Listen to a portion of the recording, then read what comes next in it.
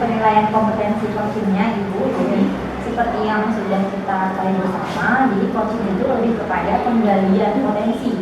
Ya, sebisa mungkin kita tidak menginterupsi, sebisa mungkin kita tidak memberikan saran, tetapi sebisa mungkin Ibu Lina mencoba untuk menggali potensi dan Pak Bangun yang akan menentukan potensi beliau sendiri, gitu ya. Nah, pada hari ini kita akan menggunakan 3 prinsip coaching kemitraan, kemudian proses yang kreatif dan memaknai, ya. Memaksimalkan potensi. Yang pertama kemitraan. Sebisa mungkin kita bangun kemitraan bukan menggurui, bukan kemudian menjadi seorang trainer atau seorang komentator, misalnya seperti itu, ya. Kemudian sebisa mungkin adakan komunikasi 2 arah dan membangun komunikasi yang positif tanpa adanya judgment atau intervensi. Nah, yang ketiga, memaksimalkan potensi sebisa mungkin dapat solusi dari masalah yang timbul dari Pak Bangun. Saya yakin Ibu bisa, ya. Ada penilaiannya, ada 4 skor, ada skor 1, 2, 3, dan 4. 1 sangat kurang dan 4 itu sangat baik. Nah, yang dinilai itu yang pertama adalah untuk hari ini kita akan melakukan pasca apa ya? Yang dinilai itu hanya 3 saja. Yang pertama, apakah nanti pada saat proses berjalan Ibu sudah menanyakan hal baik apa yang sudah terjadi selama pembelajaran di dalam kelas? Kemudian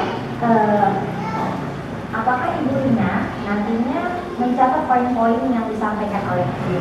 Yang ketiga, apakah ada hal yang ingin Pak Bangun kembangkan? Jika ada, itu apa? Jika tidak ada, apakah hasil yang sudah didapat itu sudah maksimal atau belum? Gitu ya Ibu, ya. Oke, bismillah. Saya bangun. Ya, jangan tegang, jangan. Ini relax aja. Kemarin kami berdua. Biasa. Oke. Baik, kita mulai dulu. Nah, prinsip coachingnya, ya. Baik, bismillahirrahmanirrahim. Assalamualaikum warahmatullahi wabarakatuh. Kali ini saya di anggota SPD jadi angkatan 9 akan melakukan coaching pasca observasi bersama Bapak Bangun. Assalamualaikum Pak Bangun. Waalaikumsalam. Gimana kabarnya nih Pak Bangun? Sehat. Sehat Pak Bangun. Terima kasih, kita berjumpa kembali ya di kegiatan pasca observasi, ya Pak. Kita akan berbincang kembali sedikit mengenai kegiatan yang sudah Bapak lakukan di dalam kelas. Oke, baik. Untuk pertama saya ingin menanyakan beberapa pertanyaan terkait observasi di kelas yang sudah Bapak kerjakan. Ya, sejauh mana yang Bapak lakukan tersebut sudah sesuai dengan tujuan pembelajaran yang Bapak ingin capai, gitu ya. Gimana nih? Pertanyaan pertama nih, gimana perasaan Pak Bangun terkait kegiatan jalannya observasi yang sudah Bapak lakukan? Rasanya gimana sih Pak Bangun? Oke, baik. Karena untuk di awal ya, untuk di awal pembelajaran sedikit agak kaku ya. Tapi dengan kita melihat suasana kelas, kita mau melihat bagaimana siswa ini pengen seperti apa, kita memfasilitasi itu kan. Jadi lama-kelamaan akhirnya percaya dan alhamdulillah secara keseluruhan bisa. Baik, jadi awalnya agak kaku ya, akan ada saya di dalam. Tapi lama-lama sudah mengalir seperti biasa. Baik, jadi perasaannya sudah berkembang ya dari awalnya tadi kaku sekarang. Oke, baik. Yang kedua saya adalah coba Bapak ceritakan kembali area pengembangan yang ingin Bapak capai, yang Bapak lakukan di dalam kelas, beserta tahapan dan langkah-langkah dalam jadi untuk Bapak mencapai tujuan pembelajaran Bapak. Baik, untuk areanya kita fokus kepada pengetahuan dan keterampilan visual ya. Jadi untuk kesannya saya sudah mendesain sedemikian rupa berupa NPP, perlengkapan persiapan belajar seperti alat praktek dan sebagainya. Nah, Jadi untuk materinya adalah persamaan perbandingan pecahan senilai ya. Oh iya, Pecahan iya. senilai. Agak lupa.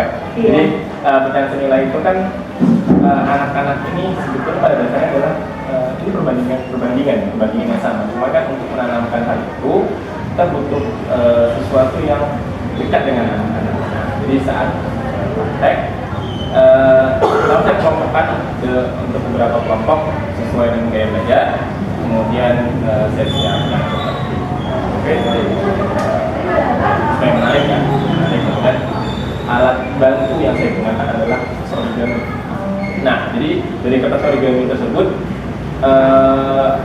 kita jelaskan sedikit atau memancing tentang masalah ya, saya yang memancing anak-anak bahwa setengah itu seperti apa. Nah, kita praktek langsung menggunakan origami.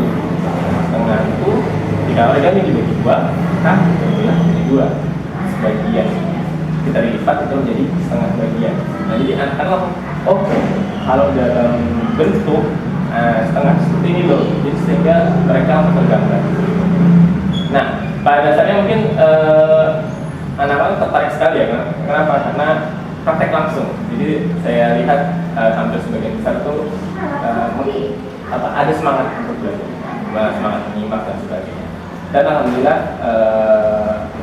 saat pembelajaran berjalan bisa dilihat di video pas atau kemarin. Nah, anak-anak bersemangat sekali, banyak yang Pak seperti ini. Nah, jadi saya rasa apa yang saya inginkan bahwa anak-anak itu bisa memahami tentang pecahan senilai dan mempraktekannya langsung setiap hari. Gitu ya, jadi Bapak langsung praktek dan anak-anak karena langsung praktek langsung happy gitu ya. Jadi konsepnya dapat gitu ya, anak-anak bisa bermain, pembelajarannya juga tersampaikan seperti itu Bapak. Terus menurut Bapak sejauh mana ada yang tadi Bapak sudah kembangkan itu menurut Bapak sudah berhasil atau belum? Oke, baik. Secara keseluruhan, saya merasa sudah tercapai secara keseluruhan. Mungkin untuk beberapa siswa ya saya masih melihat ada yang kurang connect sepertinya dia untuk materi dasar sebelum pecahan kurang memahami sehingga mengganggu. Ini maksudnya gimana? Penyebutnya seperti apa? Yang mana penyebut, yang mana pembilang? Nah, mungkin saya rasa faktor itu yang membuat si anak ini kurang connect untuk saat saya menjelaskan. Tapi dengan dia lihat teman-temannya, dia lihat wah teman-temannya semangat. Nah di situ dia ada bertanya, mungkin karena dia takut bertanya dengan saya, dia bertanya kepada kawannya. Mungkin itu salah satu manfaat teman sejawat ya, teman sejawat. Tapi di situ satu sisi dia mulai paham, tapi nggak dari saya. Jadi semangat tertular dari semangat teman-teman. Tapi secara keseluruhan alhamdulillah saya rasa cukup berhasil dan siswa paham mengenai apa yang dilakukan. Baik Pak, tadi kan Bapak bercerita kalau siswa itu masih ada yang belum tertarik dengan Bapak, tapi dengan kawannya bisa gitu. Nah kira-kira apa ya yang menyebabkan siswa itu masih belum tertarik gitu kan? Oke, baik. Mungkin pada yang tidak tertarik itu sudah saya bilang kurang paham dengan materi di dasar kan kalau matematika kan sistematis tuh ya, jadi semua materi terhubung. Tapi setiap seiring berjalannya waktu, sepertinya si anak ini bukan ada sesuatu mungkin gaya belajarnya di mana ketika kawan yang menjelaskan dia lebih paham.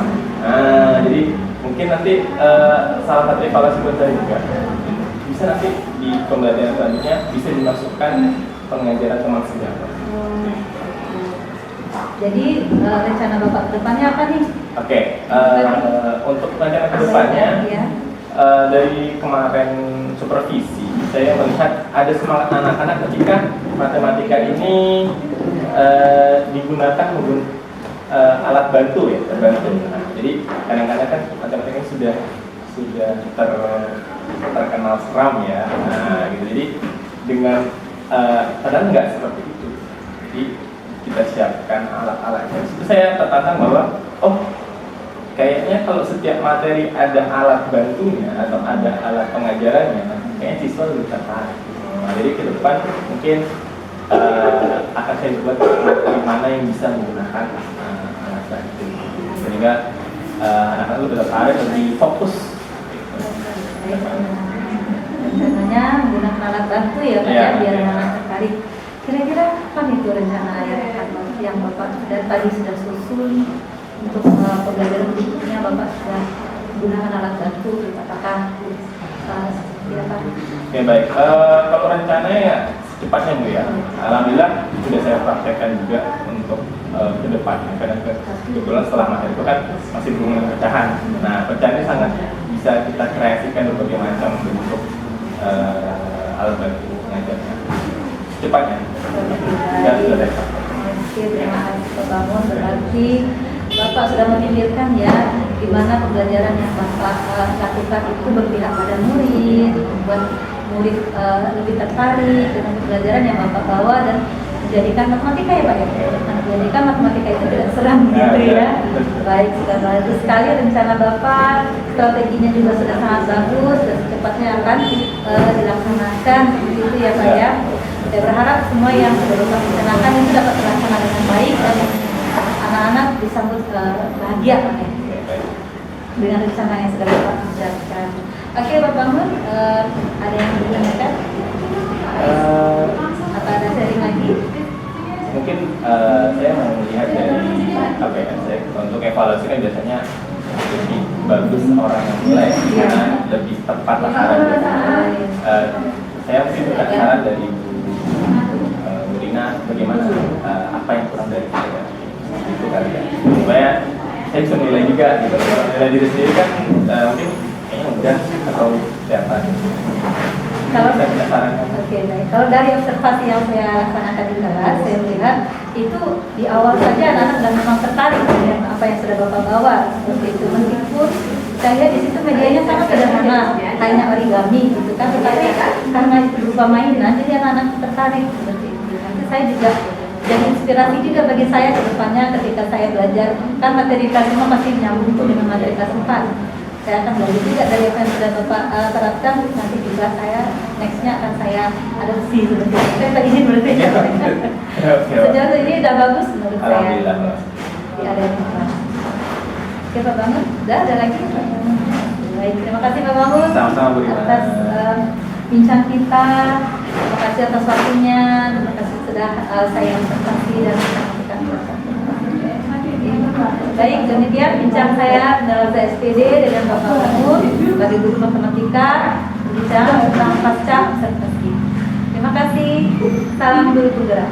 Tergerak, bergerak, menggerakkan. Alhamdulillah tadi sudah terjadi percakapan yang menurut saya sudah luar biasa. Sudah ada praktek konflik di sana. Ada 7 poin yang sudah terlihat di sana. Yang pertama adalah gurunya sudah mencoba untuk menggali, kemudian sudah terbangun pembicaraan dua arah. Jadi tidak hanya salah satu orang yang memberikan support dan sebagainya, gitu ya, sudah terbangun. Kemudian yang ketiga sudah ada rencana tindak lanjut, evaluasi juga sudah nampak di sana. Jadi pentingnya rekan sejawat itu memikirkan juga apa sih akan saya lakukan ke depannya setelah saya mendapatkan input dari teman bicara saya. Terus sudah ada kemitraan di sana, saya lihat karena sudah kemudian juga sudah ada yang namanya mengambil inti satu kalimat. Misalnya tadi Mbak Bangun sudah menjelaskan sepanjang itu, kemudian Bu Rina coba untuk mengumpulkan. Nah itu adalah ciri-ciri dari coaching yang paling utama nih. Mungkin nanti kalau bisa bangun juga sama-samanya. Jadi ketika coaching itu harus ada satu poin yang kita petik dari kalimat yang disampaikan untuk kita konfirmasi kembali. Itu untuk menghindari miskomunikasi. Nah bagusnya di coaching itu seperti itu. Dan itu sudah kelihatan. Dan saya sangat senang karena Pak Bangun juga terlihat sangat rileks, tidak tegang dan sangat menguasai lapangan. umpan balik dari saya. Terima kasih Pak Bangun sudah berpartisipasi, sudah mau berkolaborasi dengan Ibu Rina. Keren banget ya. Keren. Pak Bangun ya.